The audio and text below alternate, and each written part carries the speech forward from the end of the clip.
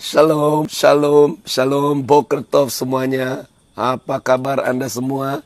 Saya kembali mengunjungi Anda di tempat Anda, di perjalanan atau mungkin sudah di tempat pekerjaan, dengan terus kabar yang berasal dari Dia. Good news, orang-orang yang akan menerima kabar baik, itulah Anda dan saya. Kabar baik adalah orang-orang yang akan menerima apa yang Dia sediakan di hadapan kita.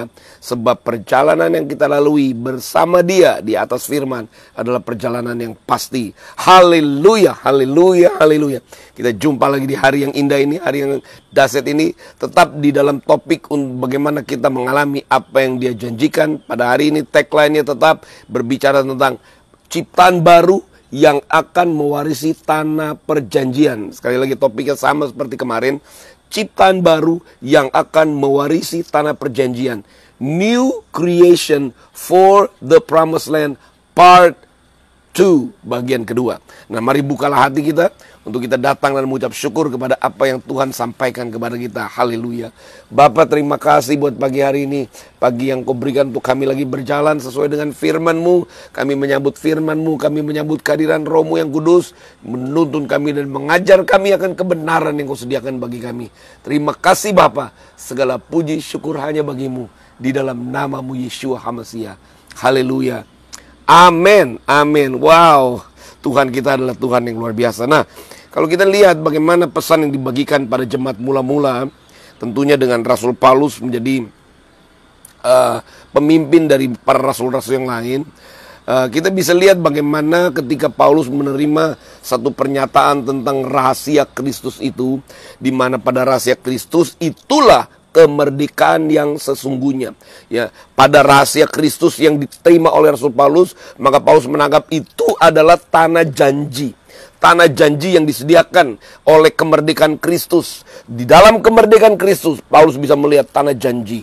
Dan kemudian Paulus bisa menjelaskan dengan baik, dengan akurat, bahwa hanya orang-orang yang dicipta ulang, yang mengalami penciptaan kembali, atau hanya orang-orang yang disebut ciptaan baru yang berhak untuk ada di dalam tanah janji ketika mereka mau mengalami kemerdekaan yang sesungguhnya di dalam Kristus Yesus. Ada beberapa ayat yang kita sudah lihat kemarin, bukan cuma 1-2 ayat, tetapi lebih dari 2, lebih dari 3, 4 ayat, 5 ayat yang berarti bagaimana Paulus bersungguh-sungguh untuk memberitakan ini, bahwa kasih karunia yang dia terima merupakan satu pernyataan rahasia yang di dalamnya ada kepenuhan Kristus itu sendiri, yang disebut juga oleh Paulus kemerdekaan Kristus. Nah, kalau itu menjadi pesan untuk jemaat mula-mula, maka tentunya pesan yang dibagikan pada jemaat mula-mula oleh Rasul Paulus dan timnya itu juga harus merupakan pesan yang kita terima juga sebagai orang-orang yang ada di dalam Kristus, yang ada di hari-hari terakhir ini. Betapa pentingnya, betapa seriusnya pesan yang dibagikan oleh Paulus, supaya mereka pada waktu itu menangkap yang namanya kebenaran, menangkap yang namanya kemerdekaan yang sejati. Nah, ayat-ayat ini kita lihat dan kita akan kupas lagi. Maka itu berbicara topik tentang kemerdekaan, itu sungguh betul-betul topik yang serius. Kita yang hidup di hari-hari terakhir, kita juga harus mengerti tentang kemerdekaan. Kita juga harus betul-betul memahami bagaimana memperoleh kemerdekaan Kristus itu, bagaimana kita masuk di dalamnya. Kemarin kita sudah lihat ayat-ayat yang di dalam 2 Korintus. Coba kita lihat lagi. Dikatakan begini. Ini berbicara tentang ciptaan baru, berbicara tentang manusia baru. Ini baru ada ketika Rasul Paulus menerima pernyataan misteri Kristus itu. Dikatakan begini, 2 Korintus 5 ayat 17. Jadi siapa yang ada di dalam Kristus, ia adalah ciptaan baru. Yang lama sudah berlalu, sesungguhnya yang baru sudah datang. Lihat, Paulus mulai berbicara tentang manusia baru karena Paulus melihat sesuatu yang dahsyat di dalam Kristus. Kemudian kita lihat ayat yang lain lagi, misalnya di dalam Efesus pasal yang kedua ayat 10, Efesus 2 ayat 10, kita lihat. Karena ini kitab buatan Tuhan itu sendiri, buatan Allah, buatan Tuhan itu sendiri, diciptakan dalam Kristus Yesus. Ya, diciptakan dalam Kristus Yesus untuk melakukan pekerjaan yang baik, yang dipersiapkan sebelumnya. Ia mau supaya kita hidup di dalamnya. Lihat 2 ayat, Paulus berbicara tentang bahwa kita harus mengalami satu penciptaan baru di dalam Kristus Yesus, supaya kita bisa masuk kepada apa yang disediakan. Kita lihat lagi di ayat yang lain, Efesus 4 ayat yang ke-24. Sudah 3 ayat yang berbicara tentang hal itu. Efesus 4 ayat 24 sekarang. Mengenakan manusia baru yang telah diciptakan menurut kehendaknya. Ada blueprint, ada pola. If you want to go to the promised land, follow the blueprint of God. Kalau kamu masuk ke tanah janji, ikutilah blueprintnya. Harus ada blueprint. Nah, blueprint ini menjadi satu cetak biru ini, menjadi satu sampel di mana hanya orang-orang yang dicetak kembali. Makanya Paulus berkata begini, kamu dicipta di dalam Kristus Yesus. The new man, manusia baru itu, contohnya, teladannya harus Yeshua HaMashiach. Teladannya, cetak birunya haruslah Yesus Kristus. Mereka yang masuk dalam Kristus Yesus berarti mereka yang memberikan dirinya untuk diperbaharui. Perkataan diperbaharui sama saja juga dicipta kembali menurut kehendaknya, dikatakan di dalam Efesus 4 ayat 24 tadi. Menurut kehendaknya, di dalam kebenaran dan kekudusan yang sesungguhnya. Di dalam kebenaran, in truth and in holiness. Jadi ada pola. Ada pola yang namanya kebenaran di dalam Kristus. Yeshua is the truth. Yesus itu adalah kebenaran. Yeshua is the blueprint. Yesus adalah blueprint. Yeshua is the sample. Yesus adalah sampelnya. Jadi setiap orang yang mau masuk dalam kemerdekaan Kristus, setiap orang yang mau mengalami tanah janji, orang-orang itu harus masuk di dalam pola yang diperlihatkan Tuhan kepada kita semua, yaitu kehidupan di dalam Kristus. Berarti apa? Dicipta di dalam Kristus. Ayat-ayat ini sudah sangat familiar buat kita semua. Di 2 Korintus 5 ayat 17, siapa yang ada dalam Kristus dia adalah ciptaan baru. Tapi siapakah yang mengerti apa artinya sebuah ciptaan baru itu? Ciptaan baru itu betul-betul baru. Tidak ada bekas-bekas yang lama di dalam diri kita. Kalau kita berbicara tentang ciptaan yang baru, maka kita tidak boleh bawa pengertian kita yang lama. Kita tidak boleh membawa pikiran kita yang lama. Kita tidak boleh membawa gaya bahasa, gaya kehidupan kita yang lama. Kita tidak boleh membawa sikap hati yang lama. Sebab semua yang lama, yang sudah tercemar oleh dosa, tidak akan pernah mewarisi tanah janji, tidak akan pernah mewarisi kerajaan sorga. Semua yang cemar itu tidak bisa mewarisi. Kalau kita mau masuk kepada tanah janji, kita mau mengalaminya di bumi ini, kita harus betul-betul mengerti bahwa kalau kita mau mengalaminya, maka kita harus merelakan diri supaya kita diperbarui atau dicipta menurut gambarnya yang adalah Yesus Kristus itu sendiri.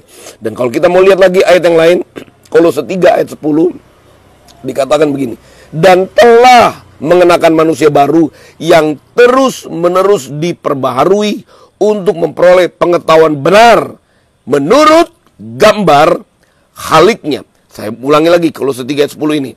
Dan telah mengenakan manusia baru yang terus-menerus diperbaharui untuk memperoleh pengetahuan yang benar menurut gambar Khaliknya. Bahasa Inggris, and have put on the new man who is renewed in knowledge according to the image of him who created him.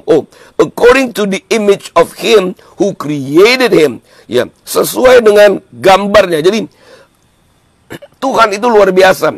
Tuhan sediakan tanah janji, tapi Tuhan mau orang-orang yang ada di tanah janji harus melihat teladan dari satu pribadi yang dihadirkan di bumi. Yaitu adalah Yeshua itu sendiri. Jadi Yesus datang ke dalam dunia. Saya mau beritahu kepada Anda semua, bukan hanya dia datang untuk menebus. Yes, dia datang untuk menebus, tapi dia juga sebagai figur, sebagai teladan bahwa kalau kita betul-betul menerima Yesus sebagai figur, sebagai teladan, kita mau dibentuk, mau dijadikan, maka kita akan masuk kepada tanah janji. Sebab orang-orang yang akan mewarisi tanah janji, orang-orang yang akan duduk di tanah perjanjian, orang-orang yang masuk dalam kerajaan sorga, orang-orang yang mengalami janji Tuhan di bumi adalah orang-orang yang harus memberi dirinya, dicipta, diperbarui sesuai dengan gambar yang disediakan oleh Aba di muka bumi ini, yaitu gambar dari dirinya sendiri yang dia sebut His only begotten Son, yang dia sebut sebagai anaknya yang tunggal itu. The sample itu harus seperti dia. Dikatakan dalam Kolose 3 ayat 10, mengenakan manusia baru. Tidak sembarangan manusia baru.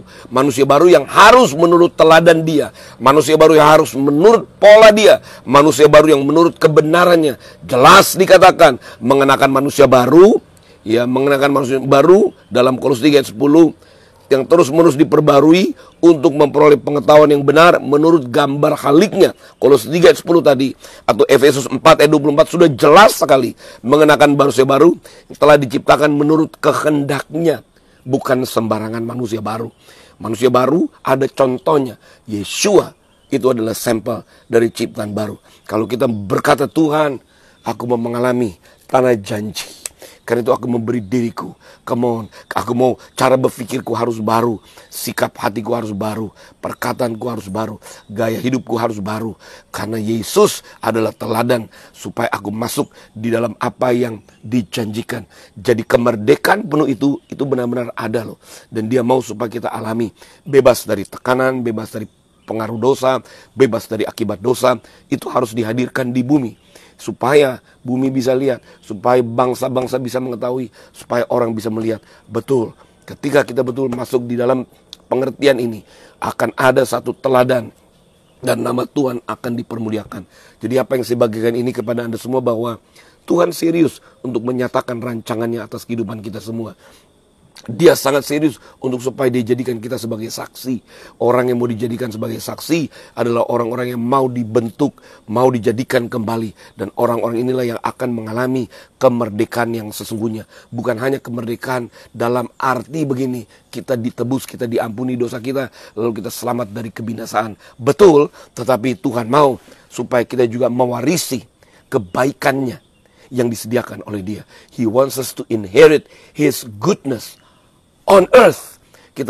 Dia mau supaya kita mewarisi kebaikannya di bumi sekarang ini, supaya kita bisa menjadi saksi dari kebesarannya, dari kebenarannya. Jadi saya mau katakan kepada Anda semua, mari berilah dirimu, milikilah kerinduan supaya Anda bisa berkata, Tuhan, yes, lihatlah, perhatikanlah jalanmu, perhatikanlah langkah-langkahmu, lihatlah keadaan dirimu, lihat apakah ada bagian. Karena gini, dikatakan di dalam ayat yang tadi, yang terus menerus, Kolose 3:10, yang terus menerus diperbaharui, terus menerus diperbaharui, terus menerus, terus. Dan Anda bisa lihat, kalau kita berjalan setiap hari bersama Dia, memahami firman-Nya, maka kalau kita betul-betul merenungkan dengan baik, maka terus menerus pembaharuan itu akan terjadi. Terus menerus bagian dari dirinya itu mulai tercipta di dalam diri kita. Terus menerus that is part of Him will be created in us. Bagian dari dirinya mulai tercipta di dalam kita ketika kita merenungkan firman-Nya.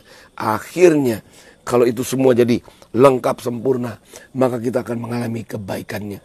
Orang-orang yang Roh Kudus katakan orang-orang akhir zaman, itu adalah orang-orang yang sungguh Tuhan katakan, aku mau supaya mereka mewarisi seluruh kebaikanku. Maukah Anda mewarisi seluruh kebaikannya? Jangan tanggung-tanggung. Tuhan menyediakan kebaikannya yang sangat dahsyat dan luar biasa untuk kita alami di bumi ini. Karena itu mari kita kerjasama. Mari kita kerjasama. Mari terus. Kita harus lihat Tuhan bagian mana lagi. Terus menerus berjalan setiap hari adalah berjalan di dalam proses penciptaan. Walking with Him every day. Berjalan setiap hari bersama Dia. Merenungkan firman-Nya setiap hari. Itu namanya kita berjalan di dalam proses of creation. Proses of being recreated. Proses untuk dicipta ulang. Kalau kita berjalan terus. Dan proses penanggalan itu adalah proses di mana kita mau masuk kepada ciptaan yang baru. Jadi kalau Anda mau masuk kepada pengalaman yang dahsyat, mengalami kebaikan Tuhan setiap hari, izinkanlah setiap hari firman yang kita dengar, kehadiran Roh Kudus akan mengajar kepada Anda satu persatu bagian yang harus tercipta di dalam hidupmu sesuai dengan polanya, sesuai dengan gambarnya. Dan tentunya kita akan mengalami dan kebaikan Dia, dan kita akan jadi saksi dari apa yang disediakan oleh firman-Nya. Sebagai orang-orang hari-hari terakhir, maka apa yang diberitakan oleh Rasul Paulus harus kembali diberitakan kepada kita semua supaya kita mengalaminya. Praise the Lord. Dan pesan ini adalah pesan yang luar biasa. Malam hari ini, Kalau saudara ada tinggal di Jakarta sekitarnya, mari datang bergabung bersama-sama kami. Mari kita alami lagi, kita masuk di dalam pujian penyembahan, kita masuk di dalam pengertian. Sebab malam hari ini kita akan berbicara lagi tentang misteri reveal ini. Rahasia ini yang harus kita pahami bersama-sama. Saya mengundang Anda untuk datang nanti malam 7.15 di Setiabudiwan, lantai 3, ruangan Covenant Life Church Kuningan. Mari gabung bersama kami, nikmati apa yang Tuhan sediakan, berjalanlah dalam kehendak Tuhan, supaya kita semua adalah orang-orang yang mengecap kasih karunia yang disediakan oleh Dia sendiri. Praise the Lord. Kalau Anda di luar Jakarta, maka akan ada live streaming yang Anda akan saksikan nanti malam, supaya Anda pun ikut dari apa yang akan kita terima bersama-sama. Jadi, tapi kalau Anda ada di Jakarta, sebaiknya Anda datang supaya bisa merasakan dari dekat. Kalau Anda di luar Jakarta, ikuti live streaming yang akan kita upload, kita umumkan nanti malam. Gabung bersama-sama kami, nikmati kebaikan Tuhan. Bless you all. Ini adalah pesan yang kita terima pada hari ini. Jalan terus, maju terus, bersukacitalah. Biarlah hatimu bersukacita. Biarlah kita masuk hari ini dengan ucapan syukur. Sebab kita, rancangan Tuhan adalah rancangan damai sejahtera. Promised land, tanah janji, itu adalah pengalaman yang Dia mau supaya kita alami di bumi ini. Puji Tuhan, kuatkan dan teguhkan hatimu yang berjalan terus. Stay focused, stay blessed, stay rejoice, stay on fire, stay deep in this revelation, stay alive, and stay connected with His covenant. I love you, and I love you.